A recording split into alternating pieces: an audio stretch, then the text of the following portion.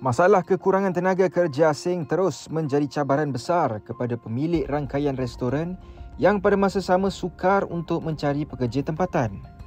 Pengasas dan pengarah urusan India Gate Restaurant, Saravanan Subramanian memaklumkan permohonan kebenaran kepada kerajaan bagi membawa masuk pekerja asing dalam sektor restoran telah dilakukan, namun masih tiada perkembangan diterima. Katanya Persatuan Pengusaha Restoran Muslim Malaysia Presma dan Persatuan Pengusaha Restoran India Malaysia Primas telah membuat permohonan bagi menampung kekurangan 25,000 tenaga kerja dalam sektor restoran sejak tahun-tahun sebelum ini lagi. Sekarang yang kes ini sudah terlalu serius.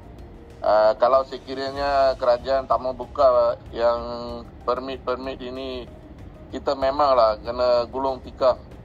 So tak boleh lagi nak bernafas lah. Ini kita sudah minta banyak kali jumpa ramai orang dalam KDN. So dia orang panggil kita tunggu dari tahun lepas, dari bulan Jun. So dia kata nak buka lain bulan. Sekarang sudah 10 bulan lah, hampir 1 tahun. Proses ini tak jadi. So, kerajaan pun tak faham apa masalah kita menghadapi sekarang.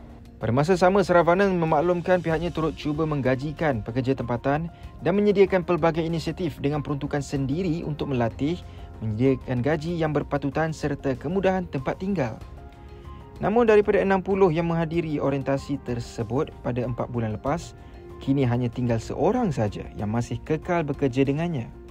Untuk itu, beliau mengakui bahawa pelbagai alternatif sudah pun diambil, namun ia tetap tidak memenuhi keperluan mereka dalam mempunyai tenaga kerja yang secukupnya.